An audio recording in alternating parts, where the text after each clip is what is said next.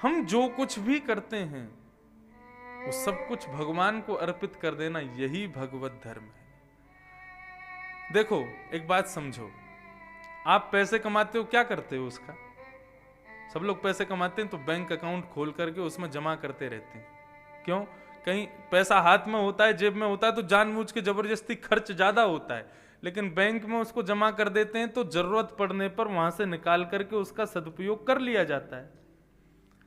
ठीक उसी प्रकार हम जो कोई भी सत्कर्म अपने जीवन में कमाते हैं वो तुरंत गिरधर लाल जी रूपी, उनके चरण रूपी बैंक में जमा करवाते रहो, सब ठाकुर जी को देते रहो। ठाकुर जी के बैंक में यदि जमा करवाते रहेंगे तो समय आने पर ठाकुर जी ही देंगे कि यहां खर्च कर दो अपने द्वारा किए गए पुण्यों को। और सबसे बड़ी बात यह, बैंक में पैसा जमा है तो चोरी का भी डर नहीं है, कोई चुराएगा भी नहीं। तो हमने जो पुण्य अर्जित किए ठाकुर जी के चरण रूपी बैंक में सब इकट्ठे कर दिए तो कोई चुरा भी नहीं पाएगा उसको। यही है भागवत धर्म। कायेन वाचा मनसेन्द्रियैर्वा बुद्ध्यात्मना भानुषत स्वभावा करोमि यत् सकलं परस्मै नारायणायेति समर्पयेत्। हम जो कुछ भी करते हैं अपनी काया से, वचन से, मन से, बुद्धि से, इंद्रियों से, सब भगवान को अर्पित, सब कुछ भगवान को दे दो। भगवान कुछ ले नहीं जाएंगे, लेकिन बस भाव रख लो सब ठाकुर जी का। घर में नई गाड़ी आवे सबसे पहले ठाकुर जी को घुमा के लाओ उसमें। घर में कोई नई वस्तु आवे सबसे पहले ठाकुर जी को पधराओ उसको। हर वस्तु पहले ठाकुर जी के सामने प्रस्तुत हो जाए। भोग क्यों लगाते हैं हम? अगर आप भाव सेवा में जाओ तो फिर वो वास्तव में भोग ही है, लेकिन यदि आप सामान्य सेवा का स्तर देखें तो भोग का तात्पर्य क्या है? बोले कि रोटी बनी, सब्जी बनी, इतने सब व्यंजन पदार्थ बने हैं, इसको तुम खाओगे, ना जाने कैसे बनाई गई, जिसने बनाया उसका मन कैसा था, जिसने ये सब्जी उगाई उसका मन कैसा था, खाद कैसी थी, ना जाने कैसे दूषित धन से ये सब्जी आई होगी। तो सब कुछ दूषित है। ठाकुर जी के सामने पधरा करके जैसी तुलसी छोड़ते हैं तो ठाकुर जी नेत्र से देख भर लेते हैं उसको। और दृष्टिपूतम न्यसेपादम,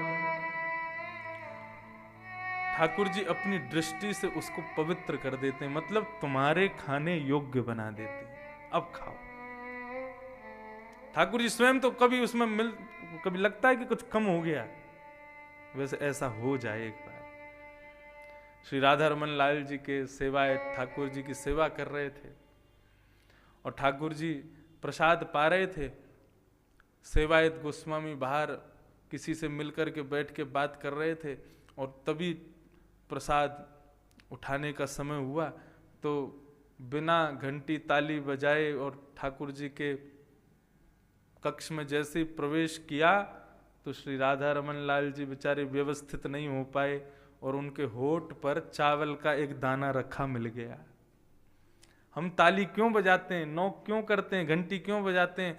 हे लाल जी, आपकी स्थिति तो ऐसी ऐसी रहते हो, लेकिन जैसे हम बाहर आते हैं तो आप सहज हो जाते हो। अब बढ़िया खाते हो, बढ़िया घूमते हो, फिरते हो, डोलते हो। गिरधर लाल जी कहो तो गुड डोल रहे होंगे भीतर ही, यहाँ तो उठा के देख रहे होंगे, कहाँ रखो है, कहाँ करूँ, कैसे करूँ। कभी ऐसे कहीं यहाँ तो सुनते भी होंगे बैठे बैठे, कहाँ बोल रहा हो मेरे बारे में। लेकिन जैसे ही हम जाएंगे तो पहले एक बार ठाकुर जी व्यवस्थित हो जाओ, एक बार ऐसी ताली बजा। अच्छा, हमारे लाल जी का जो कमरा है ऊपर, उसमें तो एक विलक्षण एक क्रिया हो गई, पता नहीं क्या है। जैसे ही आप बिना नॉक किए और बिना वैसे आप जाओगे तो उसमें क्या, हमारे पिताजी महाराज ने सभी घर में किवाड़ों में ऊपर चुंबक लगवाई है। जब बंद होता है तो वो ऐसे चिपक जाती है, लेकिन उस कमरे के किवाड़ की चुंबक भी खराब है, मैंने देखा। उसको मैं खोलूंगा वो एक बार में खुलती ही नहीं है। कई बार एयर प्रेशर से भी गेट बंद रहता है ना, वैसी हमेशा स्थिति बनती है जब भी लाल जी होंगे और लाल जी वहां से बाहर हों, वो किवाड़ हमेशा सहज ही खुली रहती है। जब भी मैं जाऊंगा तो एक बार नीचे से दबाऊंगा, तो जिसको नहीं पता वो तो दबाता ही रह जाएगा, खुलेगा ही नहीं। उसका नियम है 2 बार नॉक करो, ऊपर हाथ रख के तब दबाओ, तब खुलेगा। मतलब लाल जी भीतर से बंद करके अपने ग्वाल बाल और सब सखा मंडली के संग में खूब उधम मचामे भीतर। तो भागवत धर्म, हम जो कुछ भी करते हैं सब भगवान को अर्पित करो, सब ठाकुर जी को अर्पित करो, सब लाल जी को अर्पित करो।